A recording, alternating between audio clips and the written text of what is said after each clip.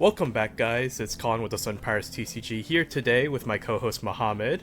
And as you can see today, we are doing a guide for the Black Yellow Luffy leader, which got a lot of support. Well, when I say a lot of support, I mean one card really, but it's a lot of support for it really OP7. is. So, yeah, and of course we have Mohammed on here today. As of the recording of this video, the deck profile video that we have for his 9th place Black Yellow Luffy finish in Montreal is still by far our most viewed video. So We've been getting a lot of questions about it, so we wanted to give you guys an update going into the OP7 format. With Gen Con on the horizon, people are looking at playing this deck, and we wanted to get you guys covered on that. So I guess to start off, why play Black Yellow Luffy? You draw a lot of cards in this deck, which is always a good time. You have Flampe's, which draw a card and draw life. Some people play Kuzan, which draws a card. Sabo digs deeper into your deck, so you just, on average, see way more cards than most other decks get to. Your Moria plays are 18 Dawn plays compared to the typical 14 Dawn plays, because your Moria ends up playing 2 5-drops instead of a 4-drop and a 2-drop. The leader is very, very hard to swing into in the late game. Going up to a 9k base is just very hard for a lot of decks to deal with when you have a blocker in play. And the biggest benefit of the leader is you get to cheat bigger bodies into play. Your 2-drops are really 5-drops. And also, it's like the deck's as piece reliant as it sounds, the deck's actually pretty darn consistent between obviously the Sabos cycling through 2 cards at a time, and also having up to 8 searchers in your deck between the Garp and the event. So good matchups for the deck. Gecko Moria, not really that close. The deck just, as a deck that gets to loop Sabo very easily, neither of the black decks, Gecko Moria or Robert holding that L Lucci, they just, when they can't perform their main gimmick of like popping your bodies every turn, they just kind of fall flat against the leader. When your Morias are playing 2 5-drops and their Morias can neither clear your board nor play 2 5-drops, you just like take tempo very quickly in that matchup.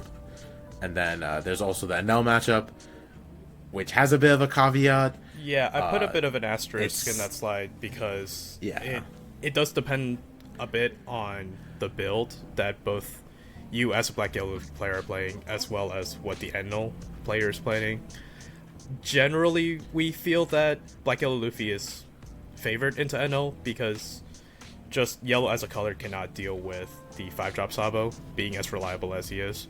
Same with the black decks, right? It's just the decks and the colors that cannot deal with the 5-drop Sabo at any capacity are going to be our best matchups, since we can spam those so easily. Even the black decks, which do have a way to deal with it, since they have a couple cards that can trash cards instead of KOing them, it's just like so darn inefficient.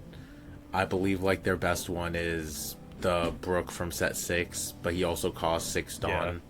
If they dedicate 6 Dawn to shrinking your Sabo and then trashing him, they can't really like swing that big into you anyway. And then there's the zombie Luffy that can, but he has to swing to do the effect, so it's kind of telegraphed. Either way, it's kind of expensive to deal with a Sabo within mono black. Like we're saying, the NL is very like build dependent, both on your side and their side, and that does come up a couple times with a few of these decks we're going to mention. To go into the more bad matchups the deck has, it struggles into Bonnie as a deck. Just the fact that they get to play 9-cost Zoro and swing 3 times at your base power is not very good for you. Like, even if you have your blockers, you can only really play 2. They can just like put all of their Dawn on their Zoro and swing at you. They also just get to stun our board and make it inefficient whenever we're trying to attack. If we're trying to tag out to get the big 11k swing with our leader, they get to rest whichever bodies we tagged out into. So they either rest our blocker or rest our rush ace or something like that, and it just makes the matchup very awkward. Bonnie also has a really strong time starving the deck if we don't see the pieces we need, just because they have like continuable searchers and their top end will just like outvalue ours in the long run if we don't see what we need to. Also, not really blue as a color, but Charlotte putting the card. It is blue as the color. This deck, it's. I think it's the card. I don't think the Gravity Blade is as backbreaking as people make it out to be, because we can definitely play around it. But there's just, it's not very easy to play around putting from set 6. It just shuffles your hand back, you draw 5. The deck's main strategy is to like use the cards in our hand, search our pieces, set up, and then like have a big hand and hold on to that and use that to just out resource our opponent. But if they just putting us and we lose 3, 4, 5 more cards, it's just very, very hard. Like you can't really help not having a huge hand as Luffy. There's just no real way of doing it. So like if your opponent starves you and you like start taking your life on their own, they're putting you, if they hit you and you take it because that's like the main style of the deck, they're putting you. It's just not very easy to deal with. There are ways around it, and there is some technology you can play to deal with it, which we'll be covering later. But it is a very rough matchup. Noticeably, we didn't put Red Purple Law in either of these categories, mostly because the matchup is kind of even. It's very heavily dependent on how strong of a curve they see, how strong of a curve you see, who gets to go first, who gets to go second. So there are a number of factors that go into play, so it's not really a bad matchup or a good matchup. It's more so of an even matchup. Yeah, I would agree. But to start covering the Mulligan strategy for the deck, the main cards we want to see is Gecko Moria. He's not searchable. He's one of our strongest cards. We'll be covering the like main combos with him shortly, but the primary 10 Dawn plays are always going to be put 2 Dawn on your leader to use the leader ability, and use your last 8 Dawn to play Gecko Moria and get your 2 babies into play.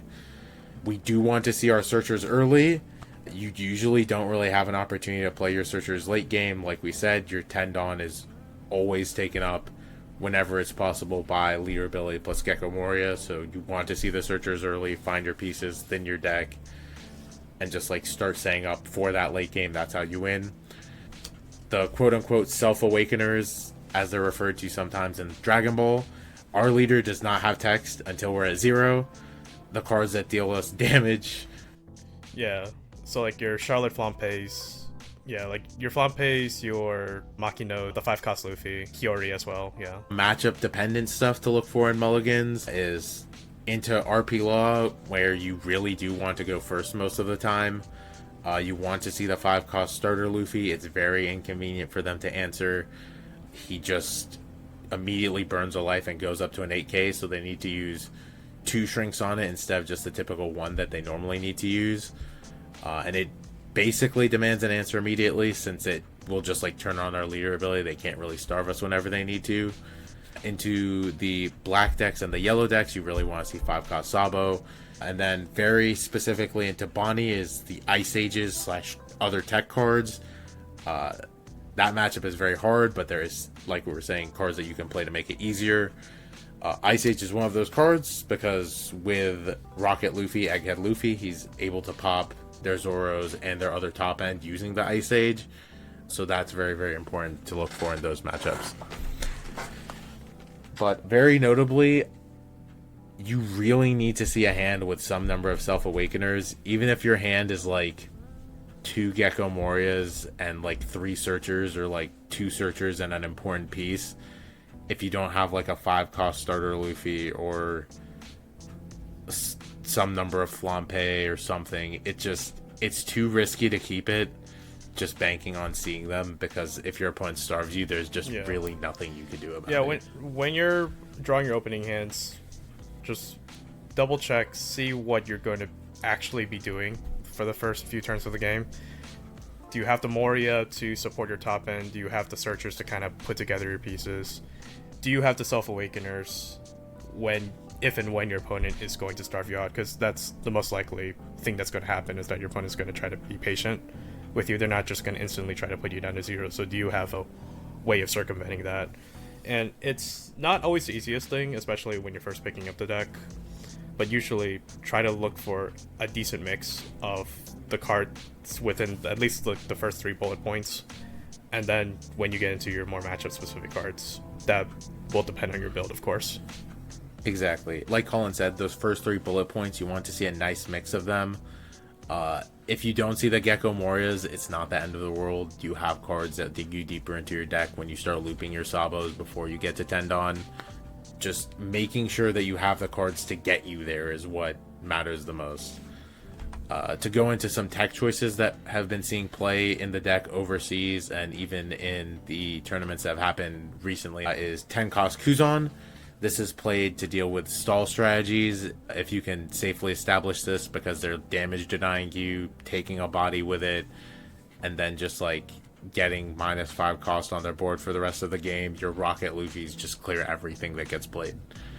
It is very, very strong when you can safely resolve it, but into a lot of matchups, it can be a dead card because it costs 10, there's just like no way to synergize it with anything else. It takes your entire turn, and if you tap out for it and it's not safe to play it, you usually have to give up 4 cards out of your hand. I'm personally not the biggest fan of this card. Obviously, we've had lists, like Mohammed said, that did perform between Asia and recently in Australia that have played this 10 cost Kuzan. It is important for the bad matchups, such as Bonnie especially, but like you said, it's kind of a brick most of the time in most matchups. That's why I'm not the biggest fan of it.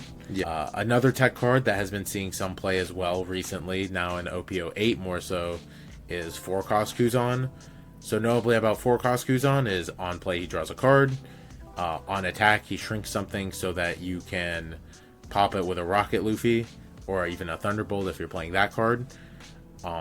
He can be brought back off Moria if you are in a position on Tendon where you can play your Moria for 8, bring back a Kuzan and a Baby Sabo, and then leader ability and play blocker Sabo. Now your board's protected, they can't pop the Kuzan, so he's guaranteed to live through the next turn, and then you have 1 life and you're a 7k leader with a blocker, which is a very, very strong setup that you have there.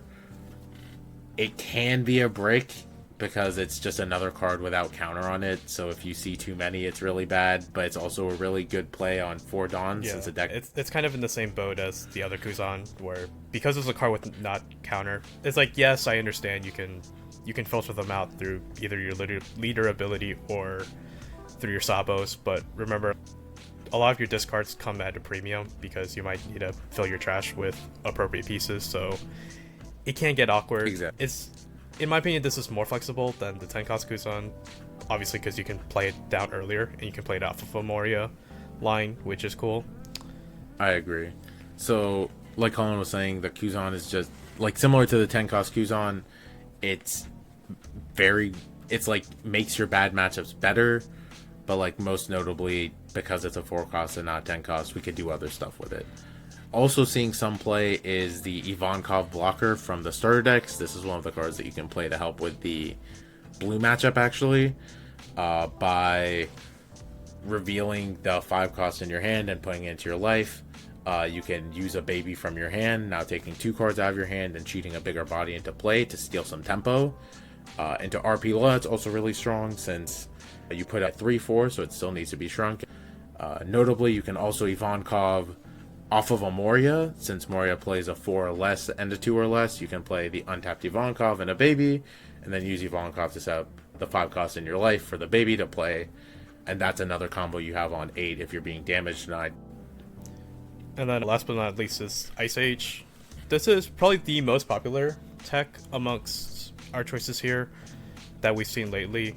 Ice Age very specifically can shrink the 8-drop Moria down to a 3 for Rocket Luffy to pop, as well as the 9-cost Zoro from Bonnie to shrink him down to exactly 4 for Rocket Luffy to KO. It provides a bit of reach for Rocket Luffy to kill those problem cards in those matchups. Exactly. It helps us deal with the bodies we don't want living on the board. Like anything that can free swing into us is a problem for us to deal with, because they either usually demand a card, which is how we out survive in the late game, or they demand a blocker, and as many buys as we have in play is how we win the game. This isn't really a deck where you want to be swinging into your opponent's board, unless not doing so loses you the game. I don't think in any of our testing have I needed to swing into a 5k base body except for Kid Killer, because he's basically a 7k on their turn. Right. I think that's true for both me and Colin, but like you really don't need to play for board because you're a 9k base leader usually, or even a 7k base leader with a life.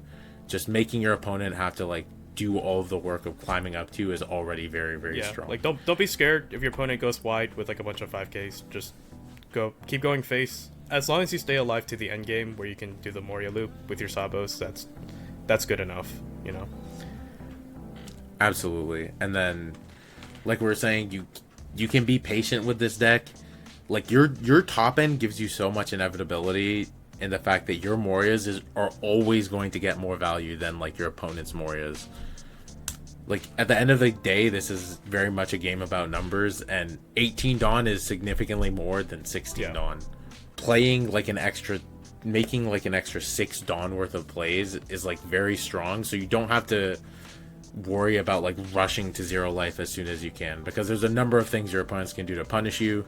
If you rush in the wrong way, your opponent can put you to 0 and then tax too many cards out of your hand and you lose from there. There's just so many things that could go wrong if you're not patient enough.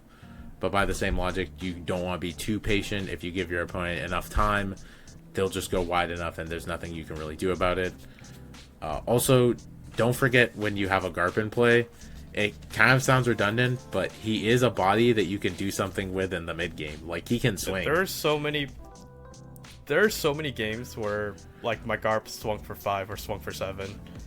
Just because it's like, again, like we said with being patient, the best thing you can be doing is just like keep donning up and punching your opponent's face in the early game. Again, you're trying to pressure their life as low as possible so that once you get into that Moria cycle, the game's just over, because either they are trying to commit Dawn to punch into your leader, which is easy to guard out of, or they're panicking and they have to put out blockers, which if they're putting out blockers, then they don't have to Dawn to climb up to you, right? Exactly. And like putting up blockers when they're like so far behind in terms of like Dawn plays. Like if you're like, for example, if our Moria played a Rush Ace that swung at them and a Sabo blocker that protected our board, and we're playing into Rob Lucci, they can't pop our board. If their entire play is Rebecca Sabo, we still have our Ace, we still have our Moria, we still have our leader, we still have our Sabo. They just like, there's nothing they can do to stop those 4 bodies from like swinging again. And then if we have another Moria play, it's like usually a nail in the coffin at that point. So Garp is actually like a key piece in the early game to be able to just provide that extra bit of pressure early on. Even in the late game too, because sometimes you'll just like make a Moria play with Sabos. Your Garp's just there, and then they panic, they try to set up a couple blockers, but then that Garp is like that extra attack that can clutch out lethal sometimes. So yeah, don't sleep on Garp. Even if you don't have like the Morias, right? Like I had a game during the Montreal Regional where I put my opponent to 0 with a Garp. I swung 7 with my leader, he went to 1. I put 8 Dawn on my Garp, swung 10, he went to 0. I leader ability for 2 life and passed.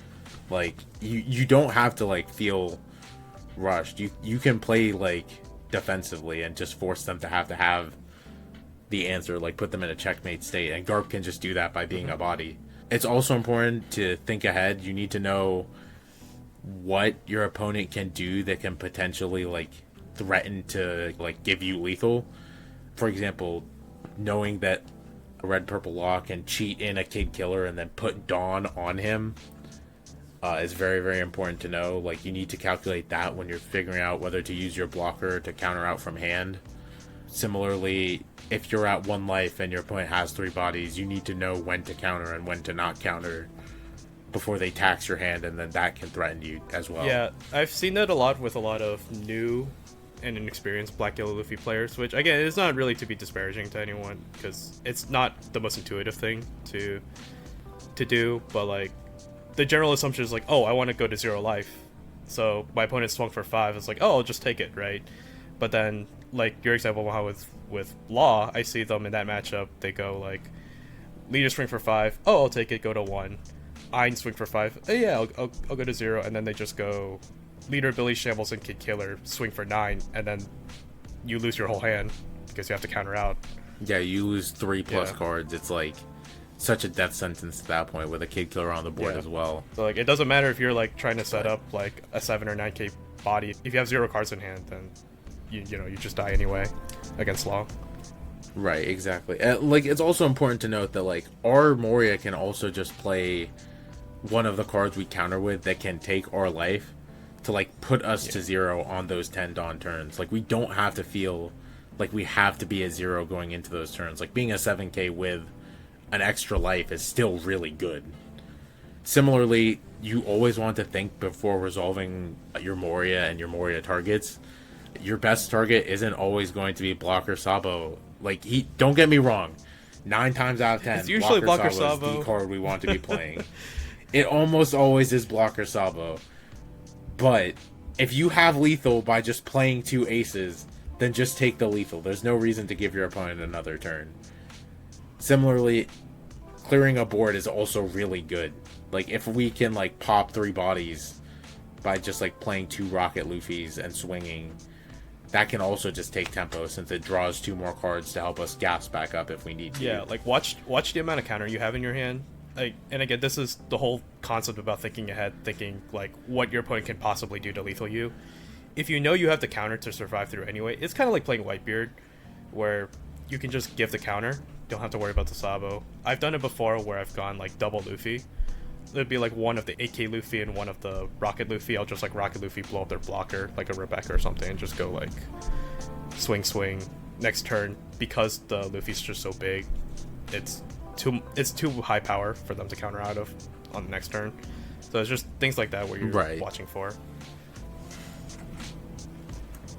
Yeah, it's just we're going to keep saying it, but thinking ahead is very, very important to this deck. This deck isn't very intuitive at the start of when you pick it up. Like, you need to know when to counter, when not to counter, what to get, what not to get, how many of each piece you need. And while Sabo is one of the best pieces in the deck, he's not always the end-all, be-all of the deck. Just like Colin said, if you can set up your 5/8 Luffy, the starter deck Luffy, he is very threatening while he's on the board. 8k is not a small number to guard out of. So it's just very important to know when to use what. So we'll explain the typical Moria line, which I'm sure most of you are familiar with at this point. But when you're at 10 Dawn, Moria comes down, revives 2 babies. Usually one of them Sabo, like we were saying before. Your last 2 Dawn is committed to your leader to set up 2 5-drops into your life. For example, like Sabo Ace, and then the 2 babies that you revive with Moria tags out into Sabo Ace, and then you become a 9k, right? Exactly. And against decks like Uchi, for example, your most powerful Moria play is to go double Sabo. Usually, the reason why is because double Sabo means you draw 4, discard 4, so you can dig deeper into your next Moria. And usually, once you spam enough Morias, the game's over. I mean, 2 Morias is usually enough to put them in the grave. Since they can't really connect with you while you're a 9k, so you take tempo, which is like the whole name of the deck. Very notably, if you're only playing 1 Sabo, you want to resolve him last, just so that he protects your whole board. Yeah, that too. But even against something like Lucci, while it's pretty easy when you're going double Sabo every turn, sometimes they might, because obviously they're playing their own Rebecca's and Sabos to stay alive. Something I like to do is that, because eventually you might run out of Morias, and they might still have follow-up Morias to, like, contest you. So, another thing to be sculpting your hand for, aside from additional Morias, is what I like to call, like, the pocket aces trick, where you try to draw into double baby ace, or a 5-drop ace plus 1 small baby ace, so you can do a lethal turn where you go, like, Sabo swing for 7, Sabo swing for 7, Moria swing for 9, double ace attack, leader attack, and that'll usually like kill anybody from 2 or less life. Right, exactly. Like, there's so many like potential play patterns based on like what your hand looks like and how you sculpted it through the early and mid game, and even the late game, like Colin was saying, by cycling with Sabos, that you have so many opportunities opened up for you where other people have to play very defensively. We can go for like combo kills even, and it's also notable that we can play cards, like we can play our baby ace over a 5-cost ace that we have in play to put it into our yard for our leader to put back into our life. So it's like there are like so many potential lines to be considering. Also, a very notable thing to know about this deck is you don't always want to use both of the babies you play. So there's very important times where going to a 9k base leader with 0 life is better than being a 7k leader with 1 life, and vice versa. To give an example, into blue where they have a Diablo Jambe, it really is safer to just like have a life versus not have a life, since usually while we do have counter in our hand, we don't have like 12k counter in our hand. Usually, like against like Rob Lucci and Moria, the mono black decks, and even NL2, the colors that cannot deal with your Sabo through a card effect, it's usually pretty safe to go as a 9k base with 0 life. Obviously assuming that one of the 5 drops you played with Sabo. And then against other decks, it's safer to be 7k with 1 life if it's a deck that has a way of removing Sabo through a card effect. Especially, like, the biggest example is Law, right? Because you can just go Gordon 3 Dawn Shambles your Sabo way, and then just put all the Dawn on like a Kid Killer to swing for lethal. Versus, if we're at 1, we can just safely say, yeah, I counter out of this. Like, even if you give the 2 cards instead of 1 card to them, there just isn't really a line for them to kill you from there. If that makes sense. At the risk of sounding like a broken record, it's all about thinking ahead. So, a couple of factors to watch, right? Watch the amount of counter in your hands, and watch what your opponent is capable of doing on their next turn, right? You know, in my head, I'm thinking, oh, I'm up against Law. Usually, I want to be 7k with 1 life because I know that Sabo is not safe. It can get bottom deck pretty handily, and, you know, usually for Law, it's pretty inconvenient for them to climb up to a 7k leader anyway, so it's usually just safer to have that 1 life as a buffer. But yeah, like, unless you're doing 9k 2 blockers into Law, it's just not worth it to, like, be at 0. Yeah, the reason why you would go 9k with 2 bodies against Law is if I'm so confident that the amount of counter in my hand will protect me from everything, and I just need that extra body on the field to provide lethal on the next turn. Thinking ahead is all that matters. But like Colin was saying, into Rob Lucci, where they have like no easy interaction with it, it's just infinitely better to be a 9k base. Especially like if we have like 2 Sabos, there's 0 cards that interact with 2 Sabos and trash both of them. So yep. This is just the stock list, just for us to go over a little bit. It's basically just 4 of every card, but it has 3 5-cost Rocket Luffys and 3 5-cost Aces. This is just the most consistent version of this deck list that we've seen from OP7. It just wants to see the pieces of the deck as fast and as consistently as possible, and that's what it uses to go off. It doesn't really have any tech in it. It's all just generic cards, but consistency is always very important in a card game, so I can't really say that I disagree with it. More notably, we also have the Ice Age list. Credit to Jeremy at Jellybeans on Twitter. This list cuts 2 Machinos from the previous list just to put in the 2 Ice Ages so that you can interact with Bonnie, interact with the Mirror, and interact with Rob Lucci. It just helps out very much. You still have your 8 Searchers. You still have a number of cards that, as we dub them, are Self-Awakeners. You still have 4 of every baby, because realistically, after you see 1 of each baby into your yard, your Morias start cycling them then. But like Colin was saying, for the pocket ace trick, we have the 4 aces still, just so that we can see them as we need them. Quite frankly, and we've said this before in previous tier list videos and the previous deck profiles, is that the vast majority of the deck is pretty locked in. Like, I would probably say it's about like a 42 to 46 I'd say about card 46. There's like not a lot of flexibility. Like, you have to play your 4 Garbs, you gotta play your 4 Morias, you gotta play your 4 of each Sabo, you gotta play 4 of the baby Luffy, 4 of the 5-drop starter deck Luffy. I would say at least 3 of the Egghead Luffy. I think that's a pretty locked in amount. The 4 Hioris, the 4 Flampeys, of course. The reason why Makino is cut for the Ice Ages here is because Makino is just the least useful of the quote-unquote Self-Awakeners. Yeah, like, she's just the one that comes up the least. So that's why it's usually kind of safe. Out of the 3 brothers, usually, like, Ace is the most cuttable, so to speak, for tech cards. There's some lists that go really heavy on Kuzan, and they cut further down on Ace because he's the least useful of the 3 brothers. But I personally think Ace is a very useful card still in this current meta game. So, but yeah, again, it's like usually you play 46 of the same cards for every list. I mean, very notably for Makino, as we were saying earlier, just because her ability involves variance. Like, you don't have control over what's in your life to start. She's just the worst of the self-awakening cards because you're at the mercy of whatever ended up there at the start of the game. Flampe just strictly draws you an extra card, and Hiyori has the potential to like set up advantage plays by putting your 5 cost in and then like you use a baby to cheat it out. But Makino can't just like choose what 5 cost is in our life, or frankly what trigger even is in our life in the first place. So that's the main reason why she's the closest on the cutting board. I've seen some lists that put it down to 0 in place of some other cards, but it's you want to make sure you have a certain number of cards that deal us damage, so it's not really worth cutting. I would also argue you want a decent number of 2Ks to, you know, to counteract stuff too.